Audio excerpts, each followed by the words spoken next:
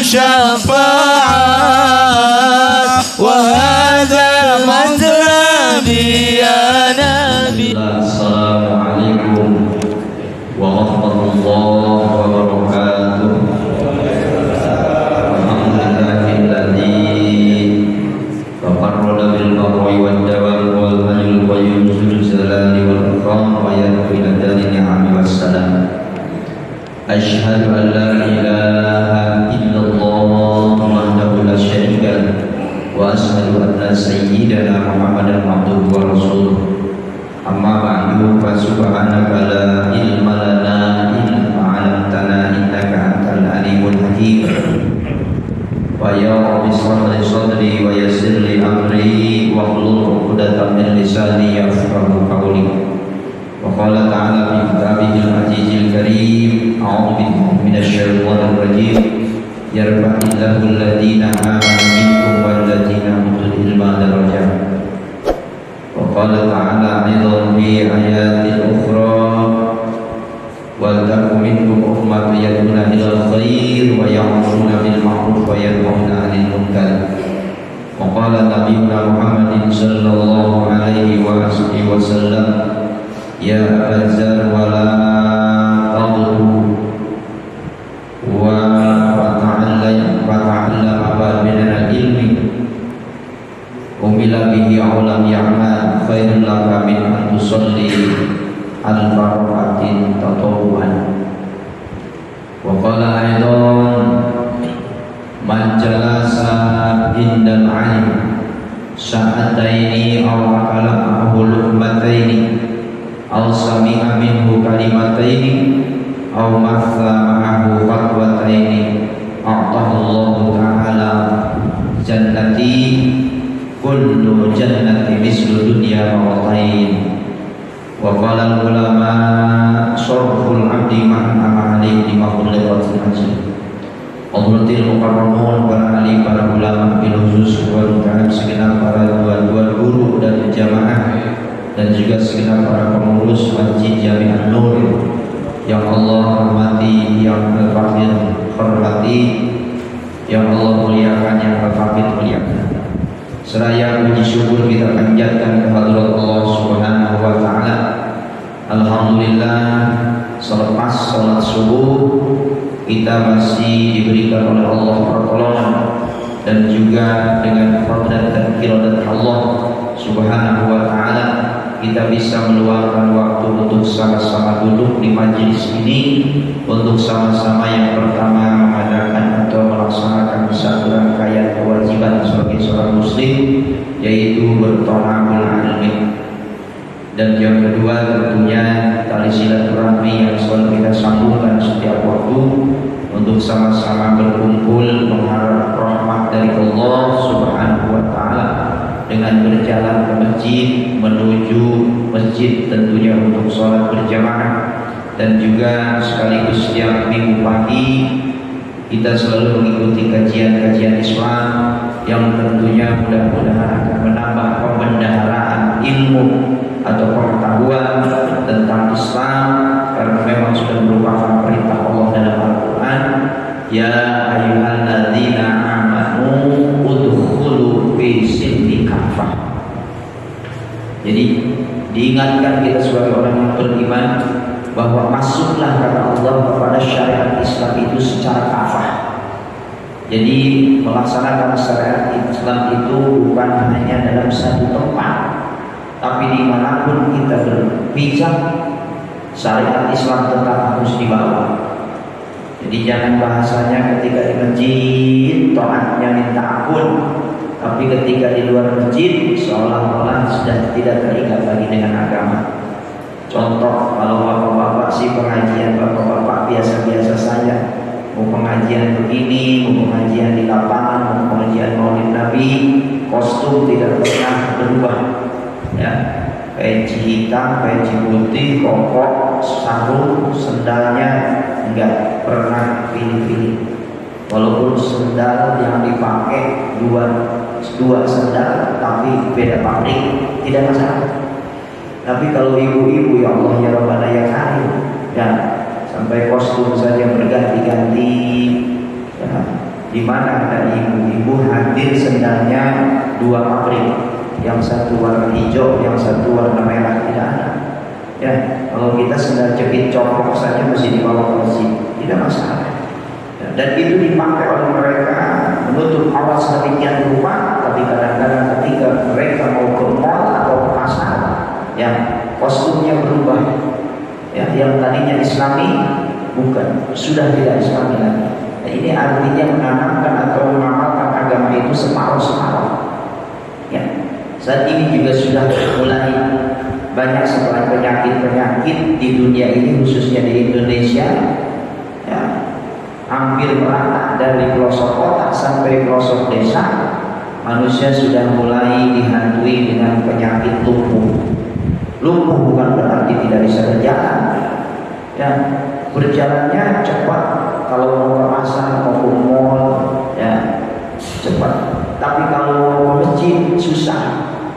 Ya, seolah-olah kakinya tidak berdaya.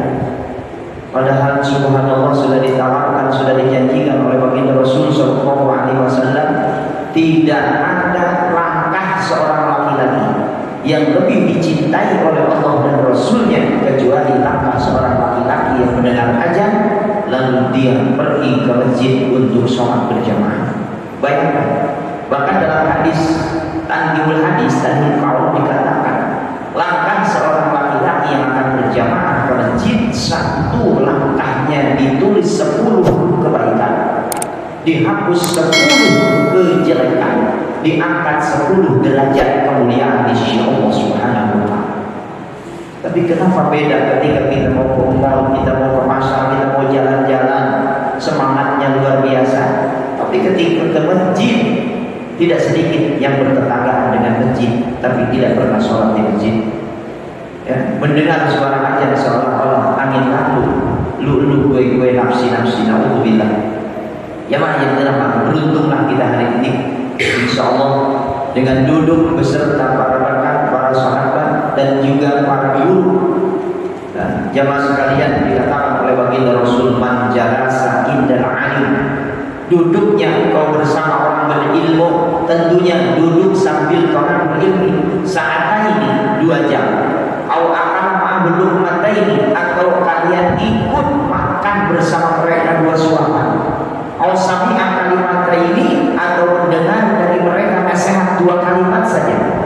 Au masama'ahu khutwataini, ya, atau berjalan dengan mereka 2 langkah saja.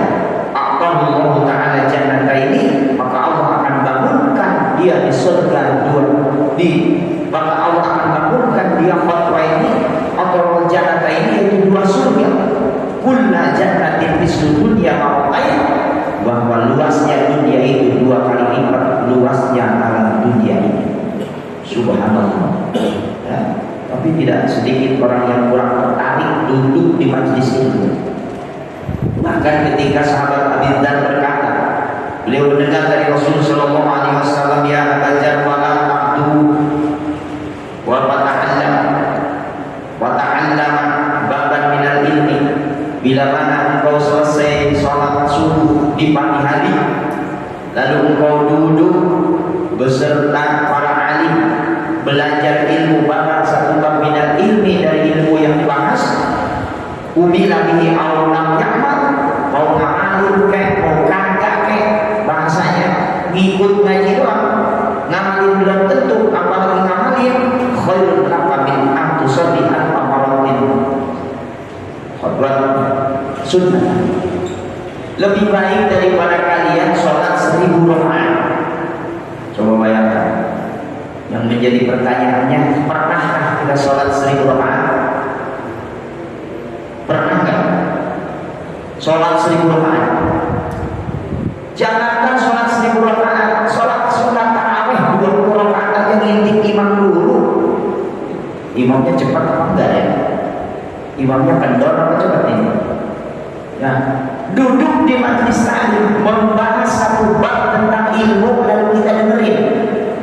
Syukur-syukur bisa mengamalkannya, kalau tidak maka orang tersebut lebih baik daripada sholat 1000 rakaat. Jangankan sholat 1000 rakaat, Dalam keterangan yang lain dikatakan orang yang duduk di majelis ilmu beserta guru. Artinya ngaji itu terserah kita sempatnya, mau habis subuh, mau habis maghrib, mau habis isya. Ya, itu kembali kepada pribadi kita dan kesepakatan kita di masjid tersebut atau di mushola tersebut. Ya. Maka lebih baik daripada dia menengok orang sakit 1000 orang sakit. Jangankan 1000 orang sakit, dengar tetangga sudah 3 hari aja di rumah sakit belum nyempetin diri, Pak. Nah, sekarang ini bisa kita menengok orang sakit 1000 ke Cianjur. Masih banyak orang yang sakit, yang patah kakinya, yang patah tangannya, ya, yang masih terluka badannya, masih terluka wajahnya. Akan tetapi tidak mungkin jamaah sekalian kita ke sana hanya untuk menengok orang-orang yang lagi kesakitan, orang-orang yang lagi kena musibah dan bencana. Ya, ini luar biasa. Dan dalam keterangan yang lain dikatakan, barang siapa orang yang mau duduk di majlis taklim sa'ataini atau sa'atan 1 jam atau 2 jam selama pengajian itu berjalan, maka lebih baik daripadanya takziah kepada 1000 orang meninggal dan mengantarkan jenazahnya ke pemakaman. Subhanallah. Ya. Tapi tidak sedikit di antara kita susah kaki kita untuk melangkah. Gatal duduknya kita di majlis taklim lama-lama.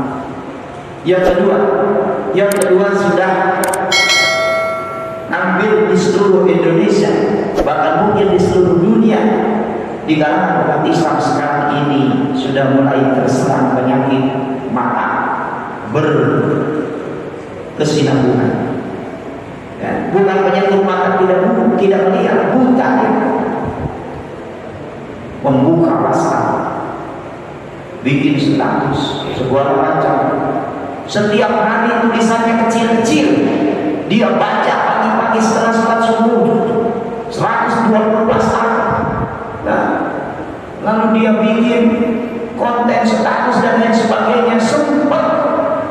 Tapi Quran yang hurufnya besar-besar tidak pernah terbaca, tidak pernah menghiasi bibirnya dengan berzikir kepada Allah.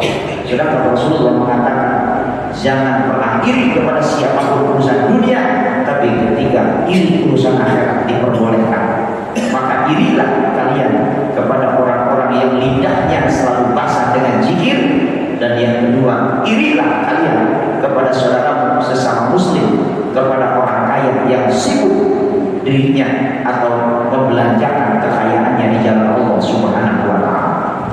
Subhanallah.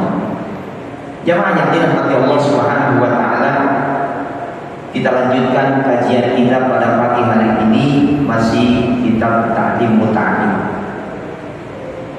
di mana pertemuan yang lalu telah dikatakan wa kana Ustaz Syekhul Imam Sadiduddin As-Sairaji, bahwa guru kita Syekhul Imam Sadiduddin As-Sairaji mengatakan, yaqulu qala Syekhuna, bahwasannya para guru-guru telah menceritakan, telah berkata, man arada ayyakuna ibnuhu alim bayan bagi ayyuriyal ghuraba minal fuqaha.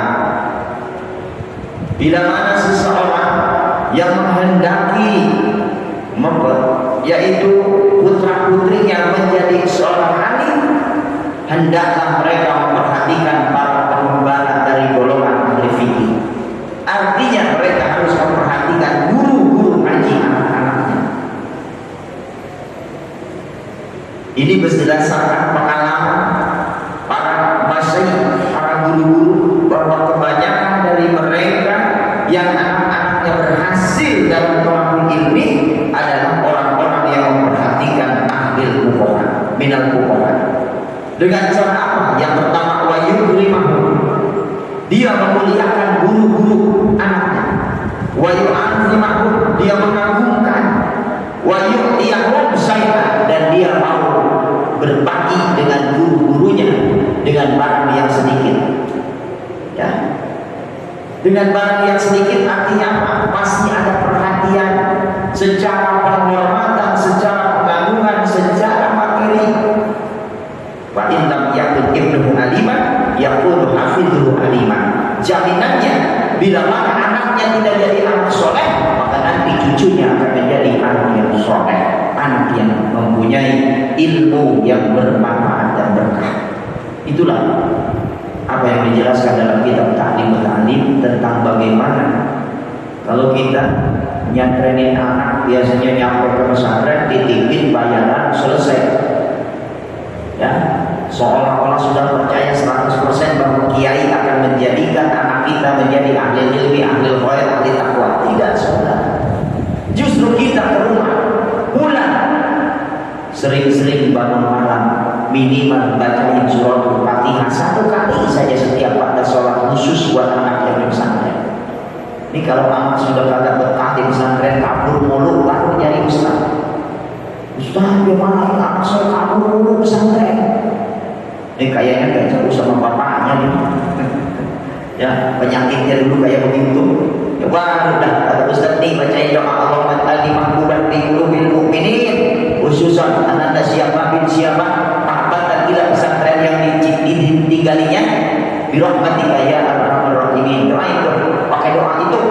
Ya, kata kiai, ya, karena doa orang tua laksana bagaikan doa Nabi kepada umatnya. Doa walidi li waladihi ka doa'i nabihi li ummati. Itu. Anak di pesantren rajin, orang tuanya semakin rajin di rumah. Walaupun kita tidak ngajarin, kita bantu doanya untuk mereka supaya berhasil ilmu. Ustaz sebisa mungkin sekuat tenaga untuk mendidik, memberikan ilmu-ilmunya, mengajarkan ilmu-ilmunya kepada anak kita. Ya, insya Allah anak kita anteng di pesantren betah. Ya, setiap kali datang jam 7 pagi sebelum belajar dia sudah melaksanakan sholat duha. Lalu dia minta kepada Allah, ya Allah, kalau rizki orang tua saya masih jauh, dekatkan ya Allah. Kalau masih di langit turunkan ya Allah. Kalau masih di dasar bumi keluarkan ya Allah. Kalau masih haram halalkan ya Allah. Nah, tidak susah-susah.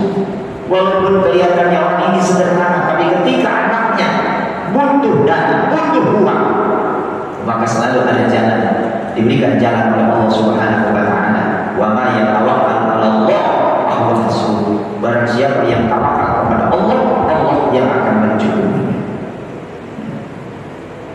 Selanjutnya, wa min tawqiril muallim alla yamsiya amamahu wa la yajlisa makahu. Termasuk dari memuliakan guru yaitu tidak berjalan di depannya, tidak duduk di tempatnya. Ini dalam kitab akhlak, dalam akhlak banin telah dijelaskan bagaimana tata cara menghargai seorang guru ketika kita dulu masih di madrasah.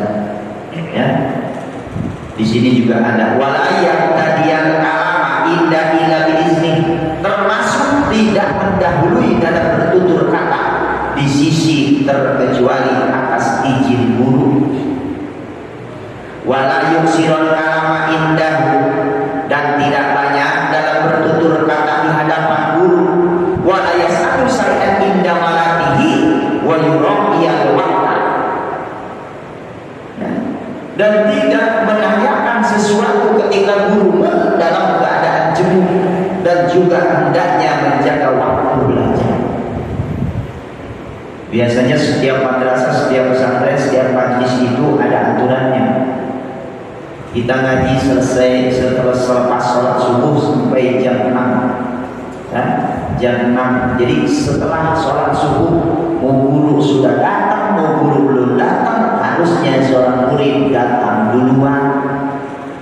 Ini kadang-kadang gurunya sudah ngumpul kokor, pentuman, tong, tong, tong, tong, tong, tong, tong.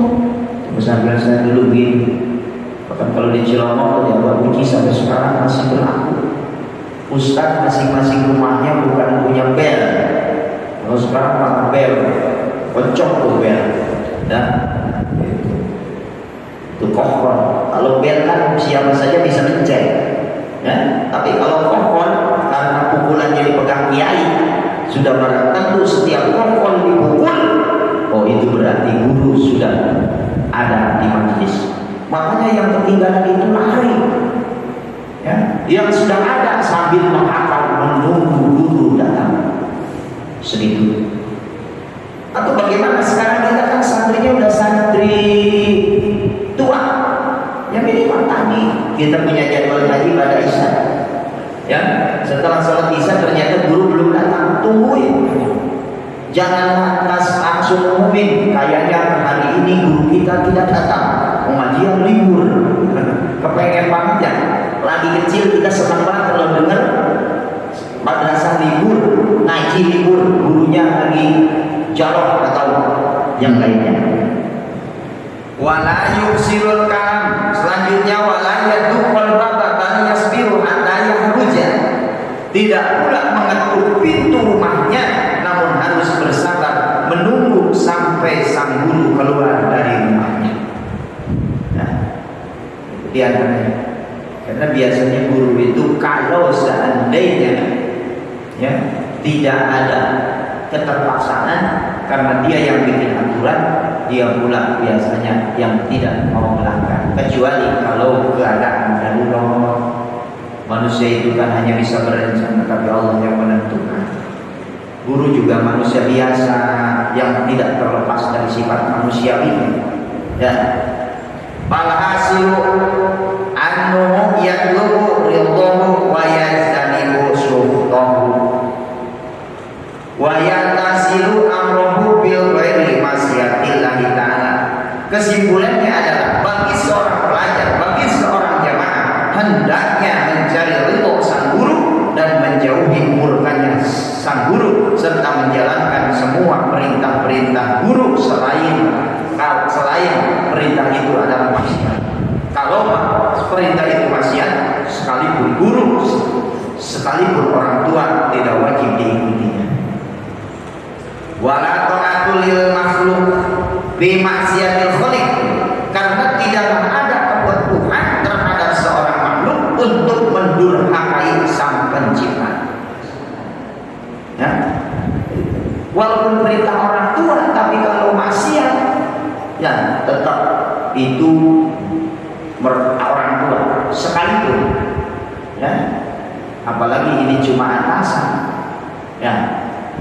Apalagi ini akan berhadapan dengan ranah hukum dunia, terlebih hukum akhirat. Ya. Alasannya karena saya disuruh sama bos. Ya. Jadi apakah anak gua disuruh alasannya mesti mau? Tidak, saudara. Ya, wala ta'ata lil makhluk bi maksiatil khaliq. Tidak ada hak seorang makhluk untuk mendurhakai sang pencipta. Jadi aturannya adalah Allah didahulukan.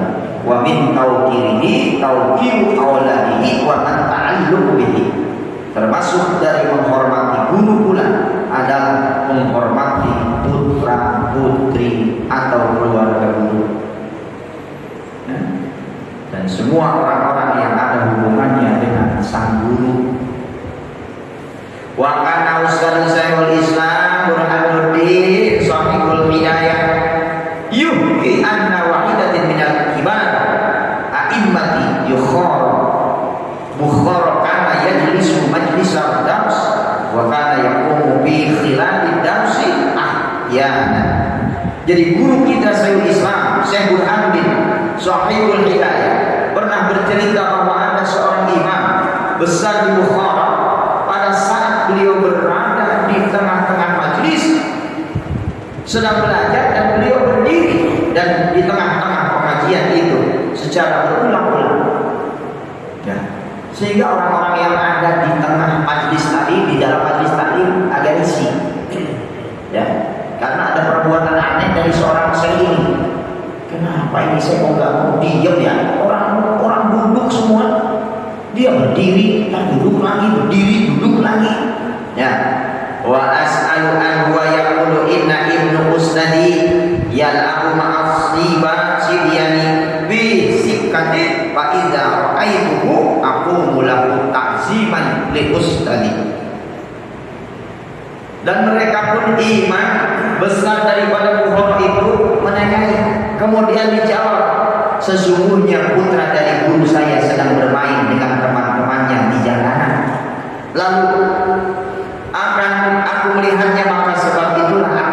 berdiri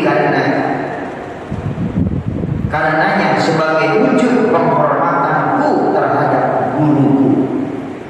Sampai segitunya muallim, santri-santri, syekh dulu jangankan melihat gurunya, melihat anak gurunya saja mereka berdiri dalam artian sebagai penghormatan, ya, penghormatan. Di antaranya Al-Qadi Al-Imam Fakhruddin Al-Arsabandi, Qadi Imam Fakhruddin Al-Arsabandi yang menjabat sebagai kepala para imam. Wa kana sultan yahtarimu ghayat al-ihtiram. Di negara atau di satu kota namanya Marwah yang amat sangat dimuliakan oleh sultan pun berkata, saya bisa yaqulu inna wajadtu hadzal manshiba bi khulmatil ustaz, menduduki derajat hanyalah berkah menghormati guru saya. Jadi beliau katakan bahwasannya kemuliaan saya adalah bagian daripada karena saya sangat menghargai, menghormati guru saya, maka saya diangkat derajat oleh Allah Subhanahu wa taala.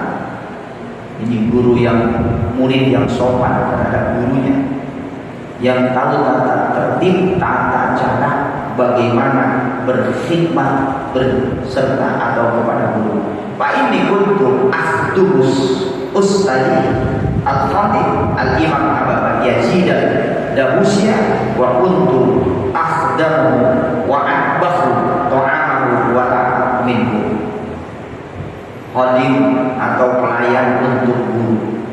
Apa kata mereka? Aku benar-benar menjadi khadim atau khodam atau pelayan untuk guruku Qadi Al-Imam Abu Yazid Ad-Dawusi, dan aku selalu melayaninya, memasakkannya, makanan-makanan yang akan dia makan, dan aku pun tidak pernah makan dari makanan-makanan tersebut.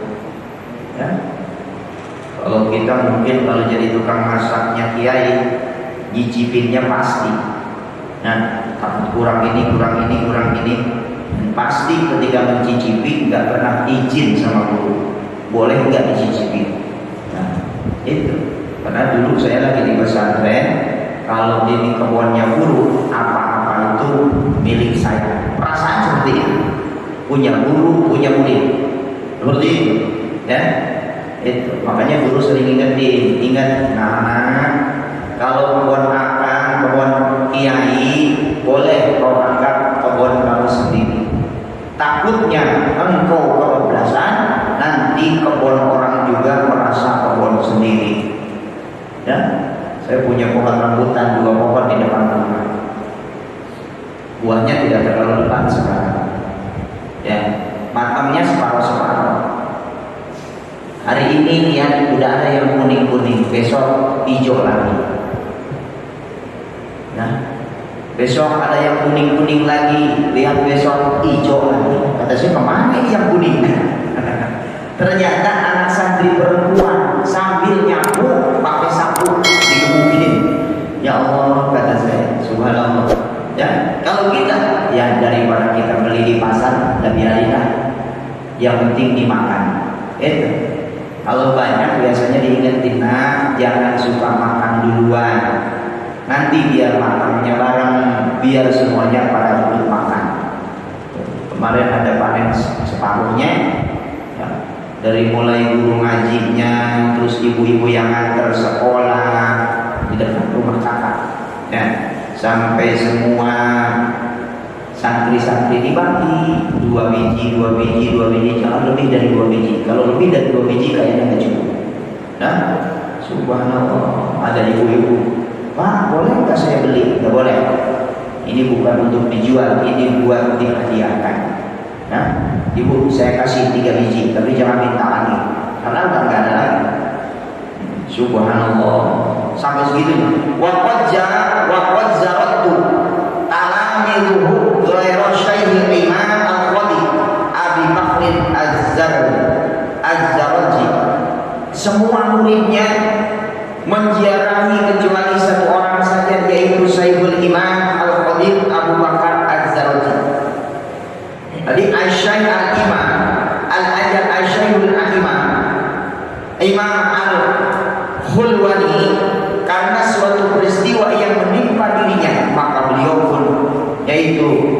berpindah untuk beberapa lama dari Bukhara ke suatu pedesaan. Lalu semua murid menjarahinya kecuali satu saja, yaitu Syekhul Imam Al-Khatib Abu Bakar Al-Jalanji. Ya. Apa kata gurunya? Faqala hina tariyah liman minta zulmi faqala kuntu makzulan bi khajmati walidatan qala turzaqul umrah wa turzaqul ilma, ya, wala zaqul daksi. Jadi ceritanya ada seorang santri atau alumni ini diundang kiai. Kiainya mau punya hajat. Kalau bahasa perumpamaannya, semua murid-muridnya menjarahi, artinya mendatangi. Jarot itu bukan berarti sama orang meninggal saja. Guru pindah, ia semuanya datang. Jarot mendatangi guru-gurunya. Guru punya hajat undang, lalu dia datang kepada gurunya. Yang lain datang semua, kecuali saya Abu Bakar Al-Jalanji, beliau tidak datang.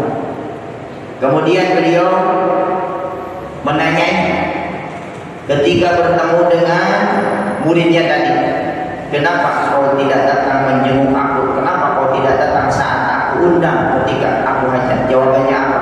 Maaf Tuan Guru, saya sibuk merawat ibuku yang sedang sakit di rumah sakit, dan bapakku juga sehari-harinya karena stroke penyakitnya tidak bisa mandi, tidak bisa buang air besar ketika tidak ada yang mengurusinya. Bahasanya begitu. Ya. Apa kata beliau? Ya. Beliau berkata, engkau dianugerahi panjang usia karena engkau sangat-sangat mentaati dan menghormati orang tuamu. Selama sakit kau urusi, selama tidak sehat kau urusi, kau obati, ya, maka insya Allah umurmu bakal panjang. Itu kata Syekh, ya. Karena orang yang peduli terhadap orang tua, yang pertama untungnya bakal dipanjangkan umur. Yang kedua, rizkimu akan berkah, rizkimu bakal banyak. Kalau kita punya saudara 5, yang satu telaten banget sama orang tua, yang 4 lagi kurang ngeh sama orang tua, lihatin rezeki, ya, bisa disurvei, bisa diperhatikan, ya, bukan ditanyain, diperhatikan. Kenapa rezeki saya seret terus? Mungkin kita kurang perhatian sama orang tua, mungkin kita kurang bersyukur atas orang tua kita. Jadi engkau dianugerahi panjang umur dan berkah rezeki, akan tetapi engkau tidak mendapatkan anugerah buah manis belajar. Artinya ilmumu kurang berkah. Kenapa? Karena sekali saja diundang sama guru tidak pernah datang. Makanya ilmumu kurang berkah menurut saya.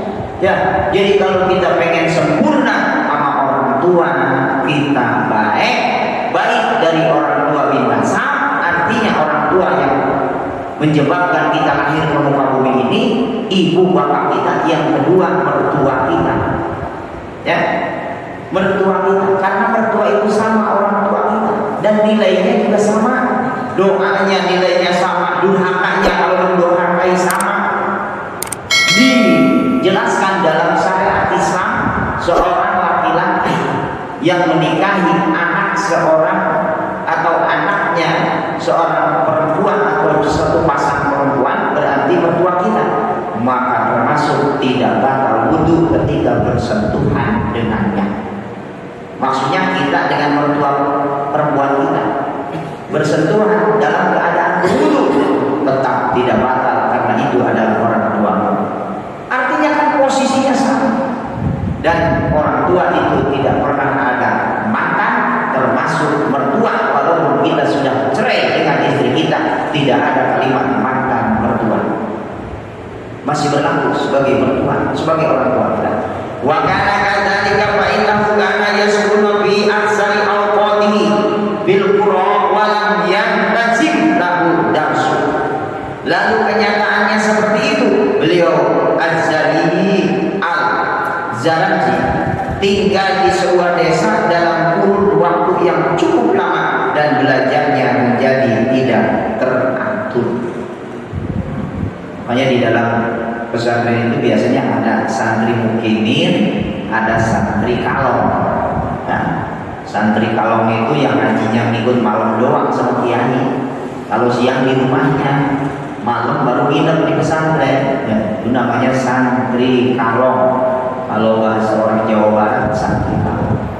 Ya, nginepnya di pesantren, malam doang, ikut ngajinya juga malam doang. Habis maghrib, habis isya, habis subuh, siang pulang. Nah, itu dirasakan oleh para masyayikh, itu dalam rangka mengajinya banyak terganggu. Terganggu dengan apa? Dengan main dan lain sebagainya. Ya. Makanya sekarang ini pesantren-pesantren selalu dipadukan dengan sekolah. Ya, karena orang-orang sekarang itu kalau pesantren anak doang, kayaknya kurang pede. Takut anaknya nggak jadi kiai, takut nggak jadi ustaz, nanti mau ngapain katanya? Ya, nanti jadi pengangguran. Padahal tidak ada yang namanya jebolan pesantren orang bisa ngaji jadi pengangguran. Tidak ada. Bahkan lebih sibuk daripada orang yang tamat sekolah S3. Ya, jamaah sekalian, sekarang banyak S1, S2 nganggur. Ya, jamaah sekalian gak ada kerjaan, apalagi yang kurang kemauan. Tapi lihat guru-guru kita yang jebolan-jebolan kiai, jebolan-jebolan pesantren, mereka lebih disibukkan dengan mengamalkan ilmu-ilmunya. Dan dari mengamalkan ilmu-ilmunya itu berkahnya adalah dunia yang ngikutin. Karena mereka berangkat dari kalau dunia tujuannya akhirat nol, tapi kalau akhirat tujuannya dunia akan mengikuti. Sama guru juga kalau niatnya udah duit, gak bakalan dunia akan mengikuti. Akhiratnya nol. Mungkin di dunia sih ketemu, nah, tapi insya Allah dunianya tidak akan menghantarkan kepada kebahagiaan. Karena biasanya penyakitnya kurang dan kurang. Makanya kalau diundang di suatu tempat diciriin, diundang di Anur, amplopnya cuma 2 juta. Nanti diundang lagi oleh panitia Anur, gua ancam lu. Nah, gak bakalan gua siap datang ke sana. Beda dengan Abidaya 5 juta. Jadi hitung-hitungannya seperti itu, Pak. Nah, bahkan tidak sedikit sekarang para mubalik sebelum nyampe ke tempat mesti ditransfer full bayar. Ya Allah, ya Allah, ya Karim. Ini apa maksudnya? Ya, kita tidak diajarkan demikian oleh Rasulullah SAW. Bahkan Rasulullah SAW ketika beliau berdakwah di Taif, nah, yang sekarang tuh kampung kalau bahasa kitanya jadi tempat pertanian yang megah. Nah, apa yang gak ada di Taif? Semua ada di Taif. Ya, di Taif itu kayak kampung kita, ada hijau lanau. Ya mas sekalian, ya, juali di Mekah. Di Mekah bukan hijau lanau yang gersang. Terus tidak ada pandangan kecuali hanya gunung dan gunung dengan warna hitam batu-batunya, kecuali Jabal Uhud, ya, yang pernah ditawarkan untuk menjadi emas 7 kilo panjangnya, warna batunya sedikit agak menguning kemerah-merah karena mau jadi emas gak jadi. Dan itu panjangnya 7 km. Sudah kita bisa bayangkan ya, kalau seandainya jadi itu emas 7 km, kayaknya ke Mekah bukan mau ibadah haji, mau berebut emas kayaknya. Ya, subhanallah. Nah, ini diantaranya. Ya, jadi beberapa keterangan, beberapa yang menyampaikan dari imam-imam besar. Ya, jadi barang siapa dikatakan di sini wakana ada jika fa'inau kana yaskunu fi aksari awqatihi fil qura walam yantajib lahu darsu. Kenyataan seperti itu. Paman ta'adda minhu ustadu yukhramu barakatal ilmi wala yantabi'u bihi illa qalilan. Barang siapa melukai hati gurunya, maka akan ditutup barakah ilmunya dan dia tidak akan memperoleh kemanfaatan ilmu kecuali hanya sedikit. Pulang pesantren jadi kiai, bukan pesantren lagi. Tapi teman-temannya santrinya banyak, dia nggak pernah banyak, nggak pernah menambah santrinya. Dari dulu sampai sekarang 6 orang terus, 7 orang terus. Orang lain sudah ratusan bahkan udah ribuan. Nah ini mungkin dulu di pesantrennya sering bermasalah dengan guru, ya, sering menyakiti hati guru atau melanggar aturan-aturan pesantren. Ya, makanya aturan pesantren itu subhanallah, kalau saya dulu kalau nggak ngaji digundulin, Pak. Kalau nggak digundulin suruh nyangkul sepetak sendiri. Nah, anaknya guru cangkul tuh, ngapain? Jauh-jauh dari sana ke sini suruh pesantren, suruh ngaji. Kenapa waktu ngaji kok nggak ngaji? Ya, itu. Jamaah sekalian, makanya Abuya Cilongok, Abuya Dimyati, bapaknya Kiai Uci, itu beliau mengatakan begini, saya tidak terlalu senang melihat santri yang cerdas, tapi saya lebih senang lagi kepada santri yang tidak pernah meninggalkan sholat berjamaah. Subhanallah, ya. Jadi beliau tidak senang, tidak terlalu senang melihat santrinya yang cerdas, tapi lebih senang santrinya yang rajin sholat berjamaah. Ini filsafatnya apa ini? Filosofinya, ya. Nah, karena orang yang membiasakan kebaikan di pesantren akan menular ketika dia pulang ke kampungnya. Kalau di pesantrennya malas berjamaah, ya, malas menghafal, ya, itu diantaranya. Sampai segitunya kalimat sedikit. Beda lagi dengan cerita siapa? Cerita emak. Kalau bahasa kita ibu apa ya? Bukan ibu kandung. Jadi orang tua angkat lah. Orang tua angkatnya siapa? Orang tua angkatnya bapaknya atau abahnya Abah Uci. Ya. Beliau punya ibu angkat. Ibu angkatnya selalu ngomong begini. Ya. Kalau kata bahasa kita, nah, walaupun engkau tidak sholat tahajud, yang penting engkau sebelum subuh sudah bangun. Dan kalaupun engkau tidak banyak ibadah setelah subuh, minimal kau jangan pernah tidur setelah subuh. Insya Allah hidupmu akan bahagia. Ya. Enggak memerintahkan suruh tahajud sebelum subuh. Yang penting sebelum subuh bangun, dan setelah subuh jangan tidur lagi. Insya Allah hidupmu akan bahagia. Ya. Itu nasihat, ya, ibu angkatnya beliau. Ibu angkatnya Abu Yadimyati, bapaknya Kiai Uci Tuntusi, ngomongnya kayak begitu. Subhanallah. Kalau kita kan enak banget ya, tidur habis subuh. Tidur habis subuh. Dalam kitab yang anak kecil namanya Kasifatun Najah, itu dikatakan orang tidur setelah sholat subuh akan mewarisi kefakiran. Ya. Minimal dia nyampe terbit matahari, jangan tidurnya. Ya,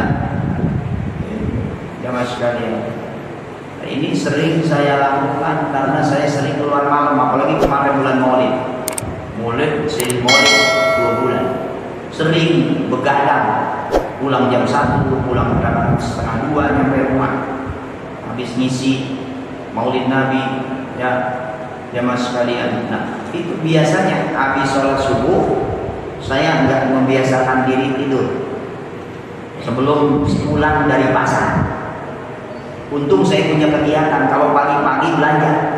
Makanya habis sholat subuh beres anak-anak sholat berjamaah, yang ngaji sesuai dengan kelasnya masing-masing, saya keluar jam 6 belanja, jam 7 pulang, habis belanja, mandi, lalu sholat duha 4 rakaat. Setelah itu baru Allahumma bismika Allahumma ahya wa bismika wa amut. Dan itu tidak termasuk tidur setelah subuh, tidak termasuk, ya, karena sudah terbit matahari. Ya minimal itu.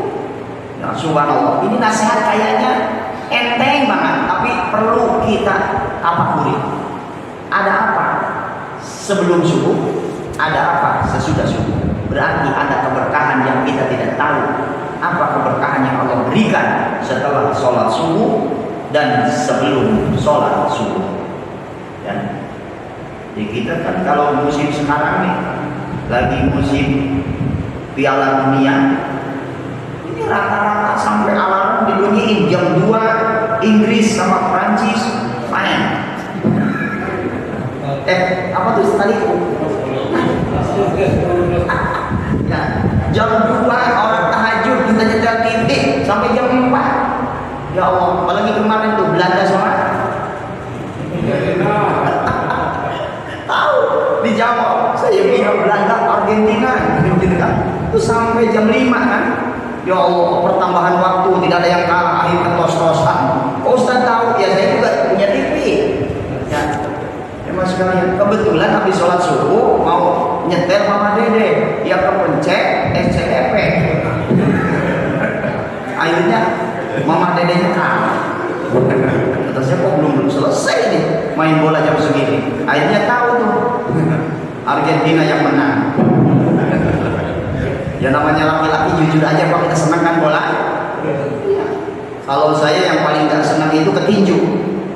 Bener, sakit kalau ketinju. Ya Allah, ya Rabbana ya Karim. Kita bela-belain. Ya, bangun malam hanya untuk menyia-nyiakan umur, hanya untuk menyia-nyiakan waktu, hanya untuk mengikuti kesenangan diri. Tapi kita lupa begitu selesai main bola jam 4. Harusnya kan persiapan subuh. Ya mandi, ya wudu, sebelum azan harusnya sudah pergi ke masjid, itu paling baik. Ya, jamaah sekalian. Ya, walaupun tidak demikian, minimal ketika dengar azan bersegeralah kita melangkah kaki kita untuk segera sholat berjamaah. Salah satu keutamaan seorang pelajar atau santri, salah satunya yang paling disenangi gurunya adalah selalu sholat berjamaah. Saya juga demikian. Kalau Johor diperhatikan semua santri, mana ini yang senior kok, yang junior aja yang ada. Ya, kalau ngaji bareng begini disentil satu-satu. Harusnya engkau yang senior mengasih contoh kepada adik-adikmu yang junior. Sebelum 5 menit, 10 menit sebelum zuhur minimal sudah ada yang memandangkan Al-Quran. A'udzu billahi minas syaitonir rajim. Kedengeran mungkin, subhanallah. Jadi patokan juga bagi jamaah yang tidak melihat jam. Oh, santri sudah ngaji nih santri, berarti sebentar lagi 10 menit, 5 menit lagi Johor. Jadi jamaah yang di rumah sudah ada persiapan mandi, wudu, lalu ketika azan mereka sudah datang. Yang kami minimal 3 baris dalam sholat Johor, 4 baris dalam sholat Asar. Ya kalau maghrib mah full sih, cuma nggak kayak Jumatan doang. Ya, apalagi subuh, ya, apalagi subuh. Ya Allah, ya Rabbana ya Karim. Makanya saya yang paling bawel. Nah, makanya ketika subuh saya nggak pernah ke masjid. Kenapa? Saya ngimamin santri akhwat. Kenapa? Kalau saya yang nggak imamin, mereka bangunnya semaunya. Orang udah pada mau pergi ngaji, ada yang masih di sumur. Ya, baru cuci muka, ya Allah, ya Rabbana ya Karim. Kata saya ini seperti ini, makanya minimal subuh saya ngimamin santri akhwat. Kalau waktu-waktu lain tidak, ya. Karena kalau subuh itu sering sekali banyak yang kesiangan. Karena namanya bocah, walaupun aturannya jam 10 udah tidur, tetap ada yang jam setengah 11 masih masuk dapur, ya, ada yang masih jam 12 juga. Ya Allah, ya Rabbana ya Karim, suka ada yang menghafalnya kelewatan. Kata saya kalau menghafal setelah jam 11 malam itu belum tidur sorenya tidak akan masuk waktu yang paling efisien untuk menghafal adalah setelah sholat subuh dan setelah sholat maghrib. Ya, dan ini dulu barangkali untuk pertemuan hari ini.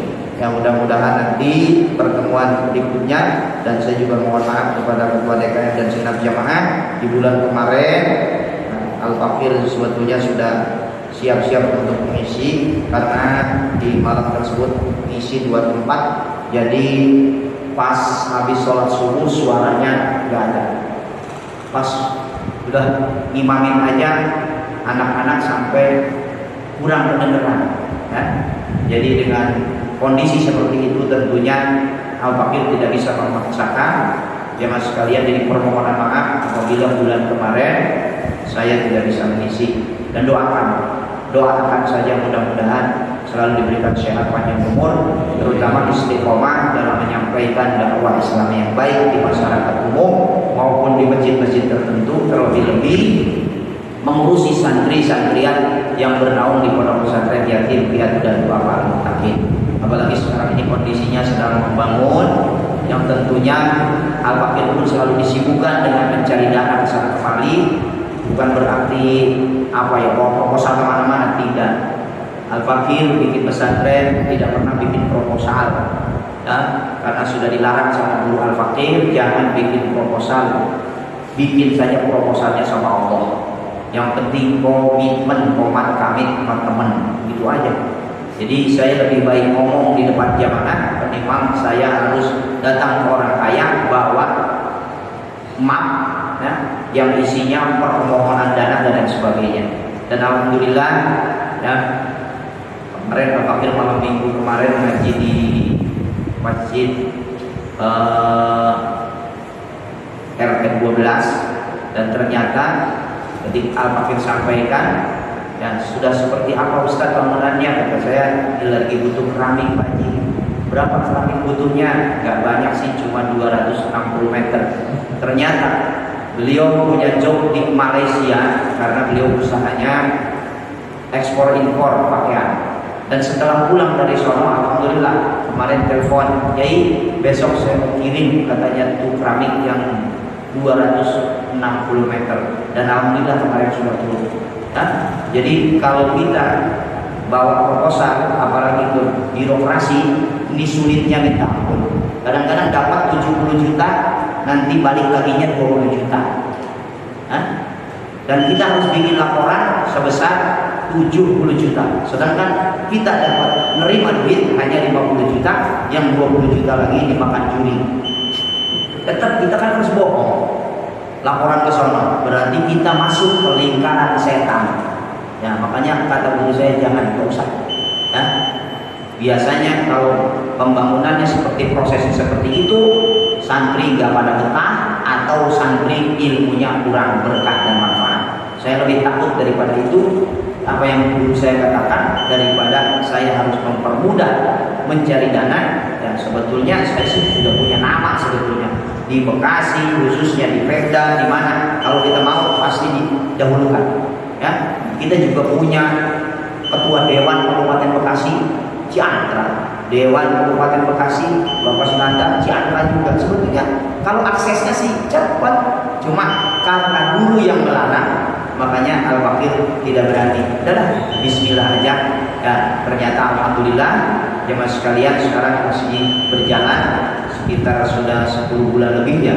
Lantai 2 sudah mulai pasang batu jemaah sekalian, dan mudah-mudahan 2-3 bulan lagi majlisnya sudah terpakai untuk sholat berjamaah santri akhwat dan ngaji bareng 10 santri setiap malam Kamis yang Al-Fakir jadwalkan untuk santri semalam tersebut atau malam Kamis khususnya, karena sudah tidak menerima lagi undangan dan tidak menerima jadwal dari manapun, khusus setiap malam Kamis ya, dan kajian pagi setelah sholat subuh.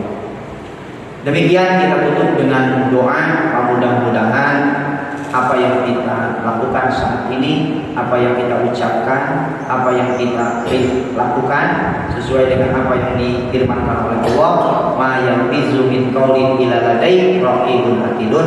Tidak semata-mata seorang hamba melakukan sesuatu yang baik-baik atau yang buruk-buruk, atau mengucapkan yang baik-baik atau mengucapkan yang buruk-buruk, illa ladai raqibun atidun, kecuali di samping kanannya malaikat raqib, tugasnya tukang menulis amal kebaikan, baik itu ucapan maupun pekerjaan. Wa atidun, ingat setiap pekerjaan dan ucapan kita yang jelek pun tidak pernah terlepas dari catatan malaikat hati. Mudah-mudahan semuanya menjadi kebaikan bagi kita semua.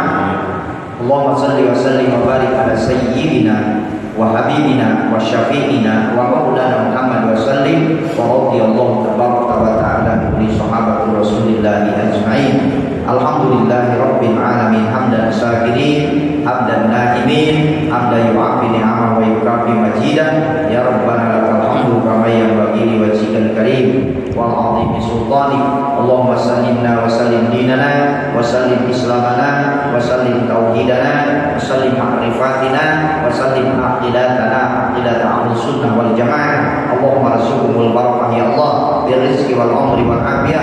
ربي هب لي من الصالحين ربي اجعل مقيم الصلاة ومن ذريتي ربنا وتقبل دعاء. ربنا هب لنا من أزواجنا وذريتنا قرة أعين واجعلنا للمتقين إماما. ربنا آتنا في الدنيا حسنة وفي الآخرة حسنة وقنا عذاب النار.